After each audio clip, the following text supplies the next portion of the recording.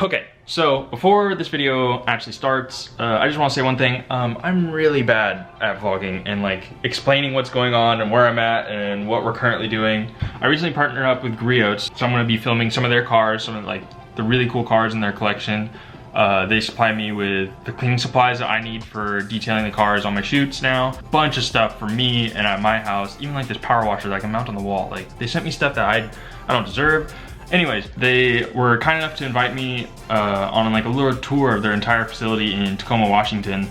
So they brought us down to like the shop where they restore, fix, paint, modify all the cars that they have. They work on whatever. They brought me over to their storage building, I guess you could say, storage facility. See kind of a few of the cars that we highlight in there. Kind of go around the main Griots building a little bit. I couldn't show everything because there's a lot of like, not secret stuff, but you know, where they make the products and how they test them and stuff, you know, can't show any of that stuff. Plus, it was my first time meeting Nick and Richard, and I don't want their first impression of me to be, oh, just shoving a camera up in their face. I thought it'd be cool content to show, you know, a facility and like collection that people don't usually get to see. So I post the cinematics no matter what. This is just extra content that I think people, even if it's just like 1,000 people that watch it, like who cares?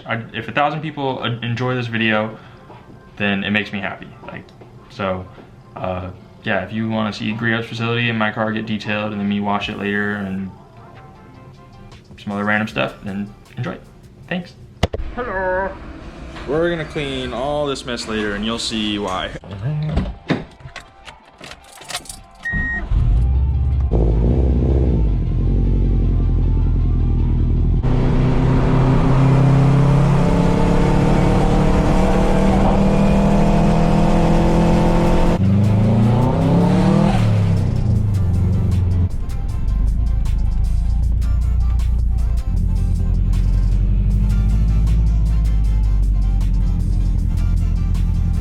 Is that a good spot?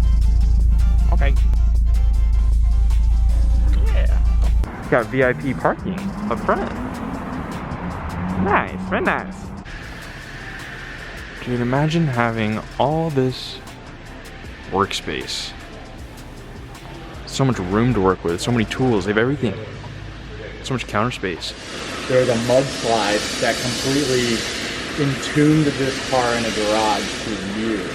This one specifically? Yeah, and they dug it out. It's the original paint. So you can see there's like dents and chips all over the car where rocks fell from the garage ceiling and hit it. And the guy dug it out. Huge Mercedes snob. We have 2 of these cars in here, 3 more in the storage facility. Only does Mercedes. We found this car, tracked it down, bought it, cut the paint, wet sanded the paint, got it done. There's no paint left. He wanted us to detail it, and we said it's as clean as it's gonna get. Unless you want it to look like bare steel. That's 79. Oh, even older, 79. Yeah, that's what it looked like when they first pulled it out. Yeah, oh. I want to figure out those bugs. Oh, there's another one of the green Mercedes. Oh, I didn't even see this. This is a pretty mint 328 GTB. Probably one of my favorite Ferraris I've driven. A lot of them have I've never seen one. Italian tropes, I guess. Not very fun to listen to and drive, but really finicky. This one is kind of just like really awesome. What's in it? V8? So it's a transverse V8. Okay. Yeah. Transverse is in like the sideways ones? Yeah. I thought only the mirrors had those. Nope. Is other ones too? Yeah, this is how they tried to fit as much power. I just shot a Mira and he opened up the clamshell and the motor was sideways and I was like, what? Yeah, then this is a 163 kilometer Delta Integrale delivery miles. Aren't these like super sought after? Yeah, they These are. ones? Were first able to be imported 2 years ago, and they went bonkers. They're still going bonkers because they're awesome cars. But you know, got white shoes, cool Martini. So they won 6 years in a row consecutively. Yeah. The delivery wrapper and plastic is still in there. Yeah, everything's mint. The 5th year they had one. They made a holy crap. 69 of 400. That's a good number. 069. Yep. The whole building is our headquarters for the entire company, and we have our manufacturing and distribution in Indianapolis. So this store is extra big, so plenty of people can walk around, but our Caffeine and Gasoline will have like nearly 1,000 people here. So Most of them stay outside though. yeah, and so a lot of people stay outside. You know, in normal times, again, we're having big car shows every weekend. And in the summertime, we have a single one, so that kind of... yeah, this is my favorite place to come to for like car meets and stuff. Yeah. Whenever there's one at Griots, I'm always here. It's nice, and again, we keep it really diverse. There's no car make that is not welcome here. And parking lot's always full of fun stuff. But yeah, every product we sell, we have in this space. We have, you know, everything from bags, apparel, all the chemicals and tools that we... Yeah, I didn't even know you guys had stuff like this. Yeah. I like those. But our catalog has every product we sell, and we sell a lot of machine polishers that are our designs and you know, unique to us, and then just every pad, chemical, aerosol. And we have, you know, some pretty exclusive tool partners from Italy and around the world that pretty much like meet our standard, but we know we don't make ourselves. That's always been the concept, is kind of curate your garage space and have a lot of fun taking care of your car. So this is the auto display, and right now it's a little jumbled because it's a mix of themes, but you can imagine normal times every month we have a theme for our Caffeine and Gasoline, which is our cars and coffee event. Yeah. So it'll be anywhere from pre-war cars to drag cars, vintage Formula One cars, muscle cars, All-American July, weird French stuff, I don't know. But we can hold about 12 cars in here, and they usually are in a rhythm where they swap every month, and everybody kind of files in here, checks out the cars, and it's open to the public as you come into the shop as well. So, you know, there's a little bit more than just a shopping experience. You get to come see some cars you may not see anywhere else. Every time I come in here, there's a whole new set of cars. And they're all completely different. Yeah, so we don't really discriminate because, as you saw, we like everything. Yep. There's really no have particular style of car that is the one car that we all appreciate and like. It's crazy that you guys have a pista here. Yeah, we actually, you know, again, we have a lot of customers locally. They kind of all view this place as a sanctuary. So when they say, hey, yeah, you want to park it here for a month? Most people line up. Yeah. Say, yeah, we'll dump it there. And if nothing else, you get an extra like parking space in the garage for a month, but also you get people looking at your car. And it gives like the general public more of an opportunity to see stuff like no one ever gets to see a pista, hardly ever. Yeah. And so this gives you a public spot where you can come view it. And my thing too is, I mean, old guys with cars, that's awesome, but young kids that come in here with their dads or their grandpas, and they see like the one car that puts the drug in and makes them love cars, like if that's us doing it, that's awesome. Yeah. Because, I mean, that's what my dad did for me. That's what I'm hoping to do for my little guy, is just kind of keep him surrounded with cars so he doesn't have much of a choice. I let him find that one that sparks everything. And all it takes is one. Right? It could be that, you know, Citroen. It could be the Pista. It's so goofy looking. Yeah, don't get rid of that. We're talking about How much does it weigh? I gotta believe it's like 1,000 pounds. So the 2CV or the Doshivo, that's the motor that's in it, but it's all just like plastic. They're just, yeah, it looks cheap when you're moving it around. I don't know, it's a death trap. I don't want to drive it. So this is our continued event space. So in that Caffeine and Gasoline, this will be opened up, serve coffee and donuts, and it's just jam-packed with people. And we call it the Indie Cafe to pay homage to our Indianapolis manufacturing and distribution facilities. They're who make the juice. Yep, literally. Lots of natural light, and this building was an old Coca-Cola manufacturing facility, so it operated as that for 50 plus years before we bought it. It was not in very good shape, but all like the structural supports and the roof, that's all original. So we just bead blasted it. And it looks good too, and actually. painted everything red and black and white. The other thing we do here is we do a lot of research and development. So our lab will work on like a chemical project, and you know, we'll look at the competitive set, And we'll either have like a unique idea or we'll be developing something that we don't have, but maybe, seeing success on the marketplace. And so we'll talk about it with our chemists in Indy. They'll start thinking about it, either reverse engineering or coming up with a formula from scratch. We tend to prefer coming up from scratch because then it's wholly our own. But they'll send us iterations.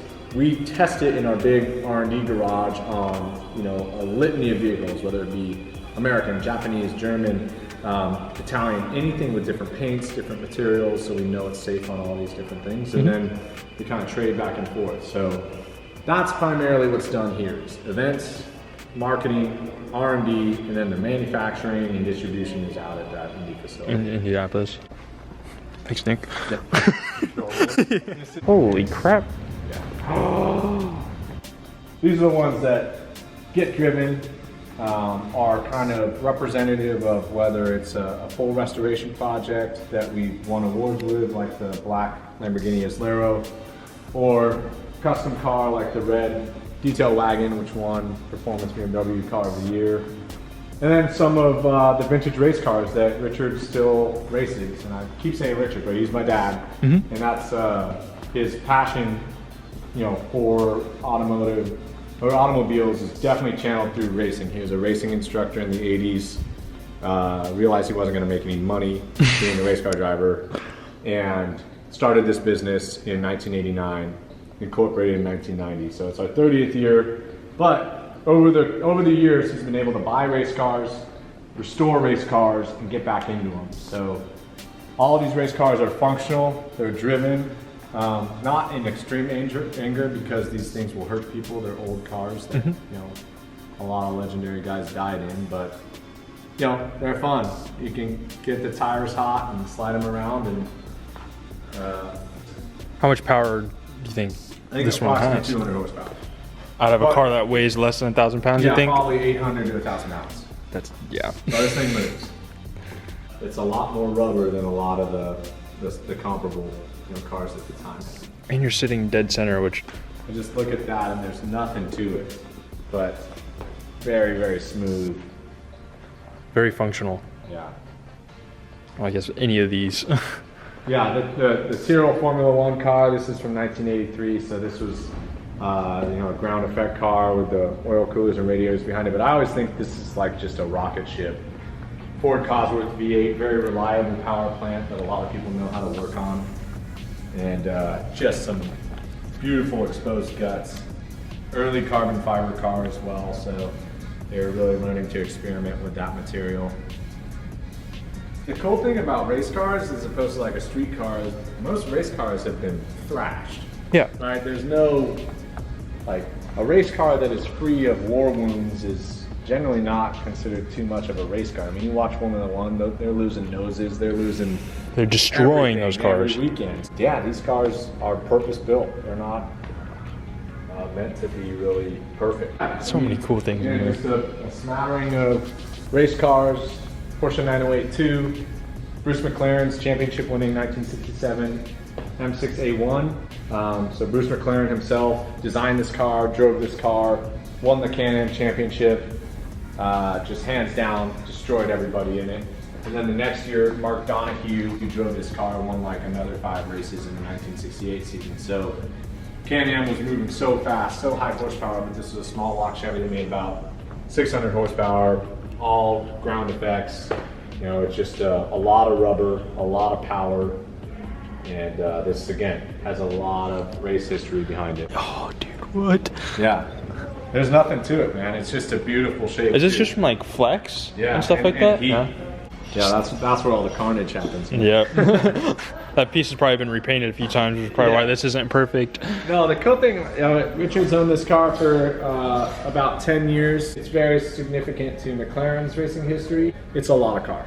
Like, I'm definitely getting my feet under me in terms of racing, but you've got to respect something that, again, is old, dangerous, and lightning fast. Yeah. As soon as you put your foot down into this, you're at red line. It's that brutal of just a lightning acceleration. But you've got a lot of tire, you've got a lot of brake, you've got a body that works and pushes the car down.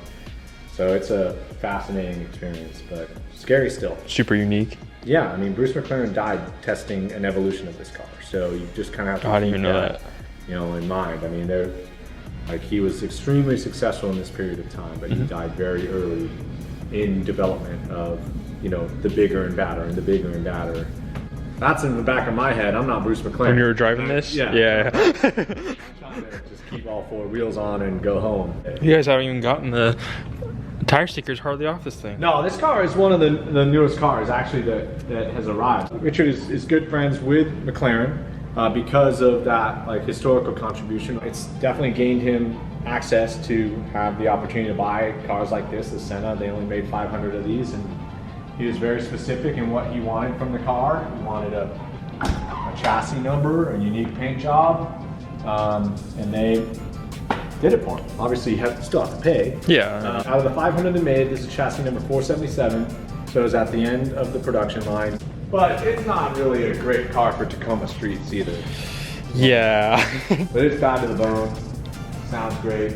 The active aero is one of the craziest things, and if we do, you know, more on this car, you're gonna see all of that happen. So what, the trickle charger goes under this? Yeah, so this is a crazy thing, but this is a pliable piece of carbon fiber, so it pops up, but it's just like wafer thin, you know. Yeah, that's why you're able to push on it. Yeah, but yeah, that's how you fill the windshield washer fluid and access the battery.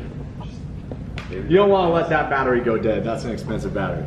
And then the 675 LT, this was actually the first street car that McLaren MSO painted in the rocket red and anniversary white paint scheme. And So only McLaren can do rocket red? only McLaren can do rocket red. It doesn't even look red, it looks orange.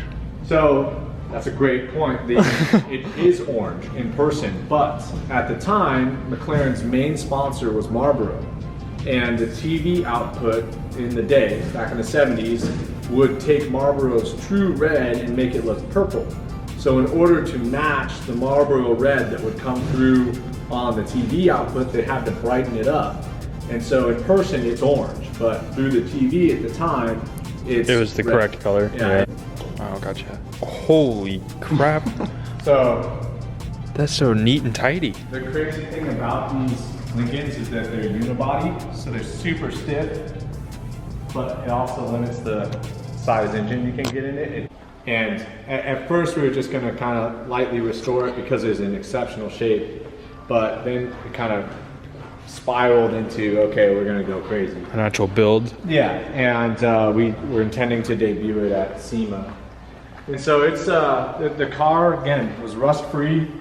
One of the coolest things about these cars, it's a 1963, by the way, so, you know, Kennedy, JFK was murdered in a convertible one of these. But suicide doors, it was all black. I mean, this is the exact spec, so it's numbers matching. Every piece of trim that's on the car was what was originally on it, but we just re-chromed it. All the faux wood is now carbon fiber, so like my favorite is the glove box in there. Oh, It just has got like this Art Deco 60s feel, but it's like edgy. It's with modernized modern with the, materials. yep. Yeah. 427 crate motor, 535 horsepower, 550 plus foot-pounds of torque, 20 by 11s on 305, 35 rubber and back. So this is on a coilover setup. It's a 4-link setup in the rear. And then we use the factory housings and just have Ritec coilovers in front. So it's extremely stiff, big brakes, lots of power. It's big car fast for sure, and it makes beautiful noises. It disturbs the piece and does burnouts. And at the end of the day, it's really, there's no body modifications. This is how the car always looked. We just restored it and made it more functional with more power. The front is really like modernized the right way. So LED lights, and then the bumper usually has this flat spot for the license plate, but we cut that up, and in there is an oil and trans cooler that is actually functional. So we've got an air dam that pushes up. Oh.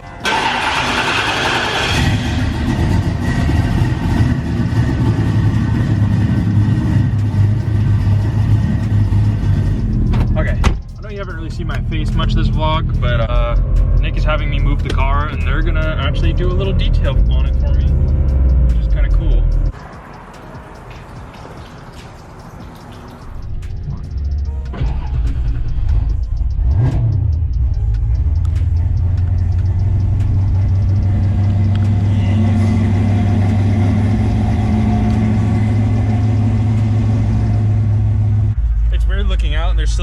shelf of car. Yeah.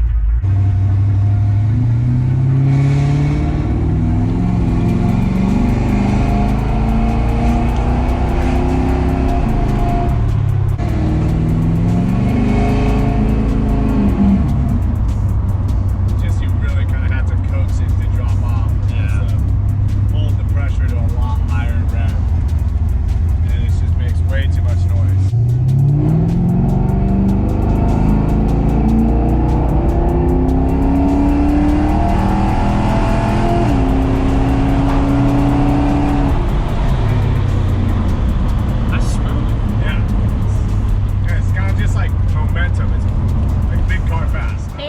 I'm on the product development team here at Griots Garage, and we're going to go over some basics for a safe wash process on your vehicle. We've got a lot of stuff to talk about, so let's get on to Woyshnis Legacy Wagon. Oh dang, she said it somewhat right. So when you're doing a wash process, you always want to start with the dirtier sections of the vehicle to make sure you're not getting dirty rinsed water onto your clean vehicle, whether it be paint or a wrap like this Legacy Wagon.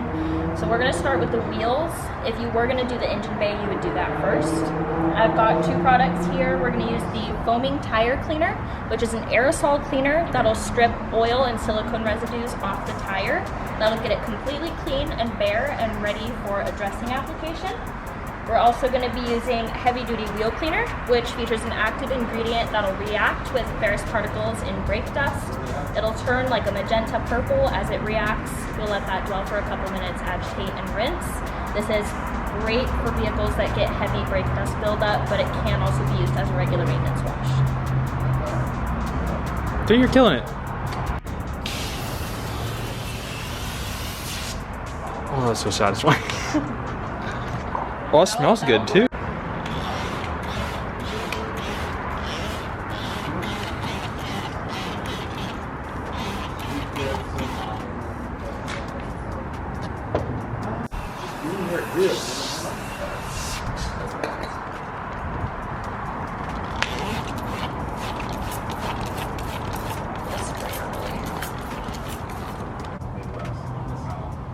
I'm going to come in and agitate with a brush, just get in all these crevices.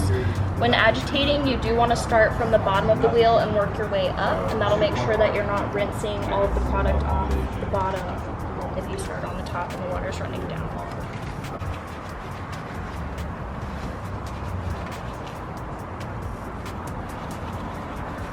All that grossness.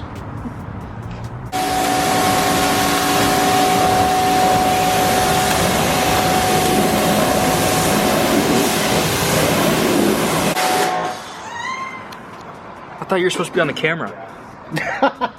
I do both. Now we're going to go over the wash process. A touchless wash is always going to be the safest to reduce the risk of adding wash-induced scratches. That's what we're going to do here with the foaming surface wash, which is designed for use with a foam cannon that you hook up to a pressure washer, or you can also use it in a foaming sprayer or a hand pump. This is a pH balanced wash, so it's ideal for regular maintenance washes. It's not going to strip any wax or sealant on the surface. It features a dual layer foam technology where the primary foam dwells on the surface and helps lift any heavier dirt, grime buildup, where the second layer will carry bigger debris and grit to the surface to ensure that it's removing it from the surface. Therefore, if you do need to go in with a mitt and agitate on a heavier contaminated surface, you're able to do that safer. This is paired with our Boss foam cannon, which I have here. This is the most innovative foam cannon on the market.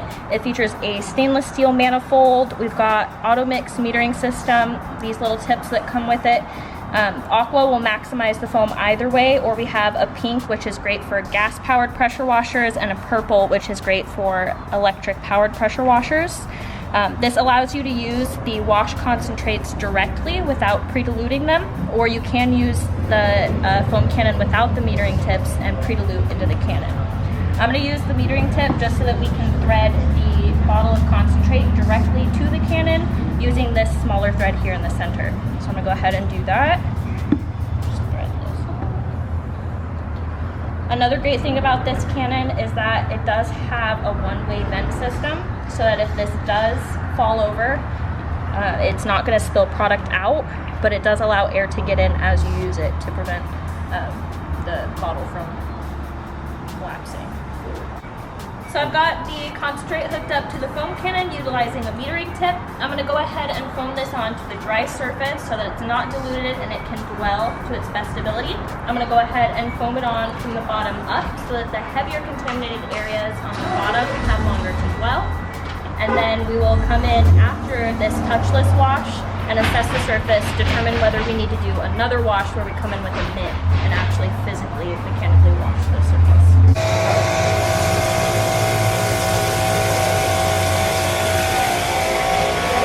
Go for it.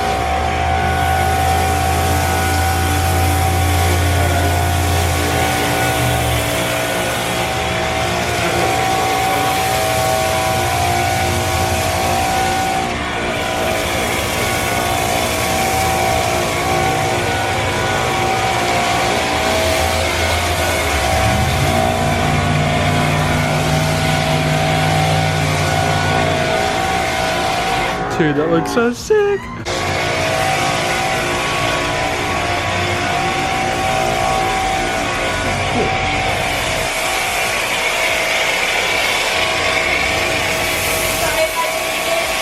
You're good.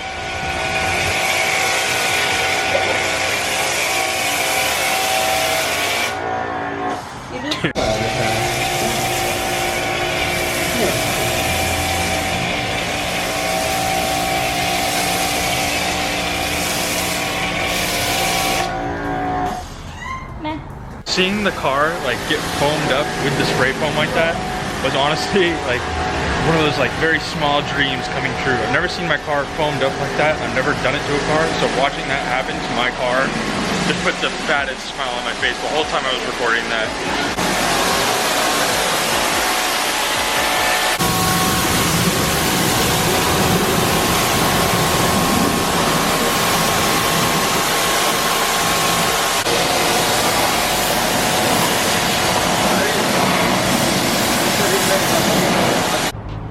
Dry the surface with our extra large PFM Terry Weave drying towel. This is an exclusive Terry Loop towel that holds a little more than 5 pounds of water, so you can easily dry the entire vehicle with just this one towel. It's super easy since it's so absorbent. You just throw it over the surface, gently drag, and it'll absorb all the water. Go ahead and dry the car.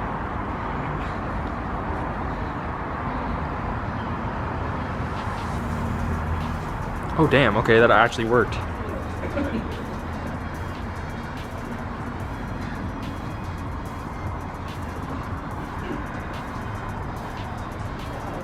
Damn. Now that we've washed the surface and completely removed all above surface grit and contamination, we would want to assess it and determine whether a decontamination is needed. And if you feel kind of texture on the surface when you run the back of your hand, that's a good sign that you should do decontamination. And then if you're seeing defects in the paint, whether it be a light cloudiness that could be oxidation, maybe some water spots or some light swirling or scratches, you would then want to polish or correct those out depending on the step necessary. With this wrap, we're pretty dang good, so we're going to go ahead and apply ceramic 3-in-1 just to protect it. This product is a super easy sprayable ceramic protectant. Just spray it on, spread it, and wipe it off. It does provide very durable protection, usually lasting about 6 to 12 months. It provides insane hydrophobicity and also gives you pretty intense gloss. Little guy. It's so tiny. Oh, first try? All right, you're good. Nice.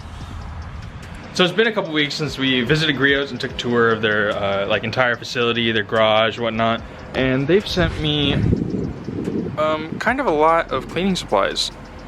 They sent towel, they even sent this, a freaking Griots seat, like roller seat, moves around, all this stuff. More microfibers, a couple polishers. These actually look really nice. I really like these like double-decker buckets. Even clean. So my brother is actually on his way with his Legacy and he wants to wash his car. So we're gonna use all this new fancy stuff that we got to wash our cars right here on this beautiful rainy Washington day. Big brother. Very nice.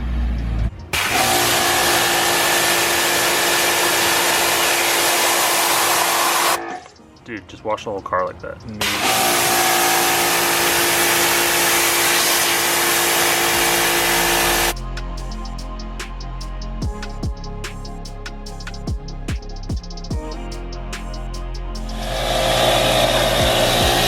Hey sir, I would like a white 2nd gen Legacy, please.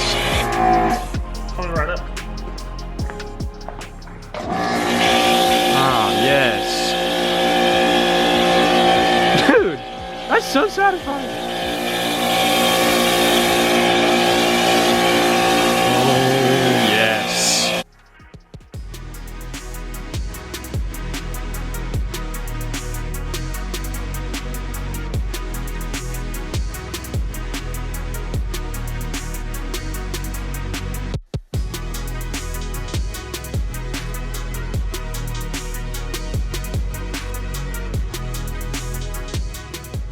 This is that big old towel that they were driving my car with at Griots.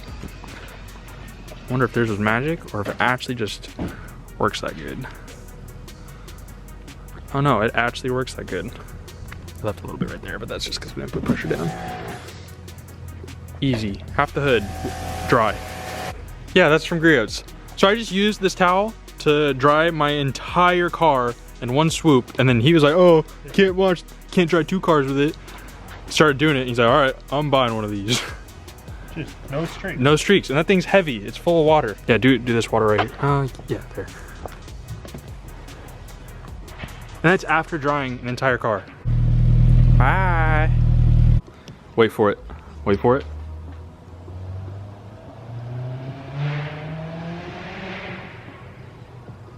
Every time.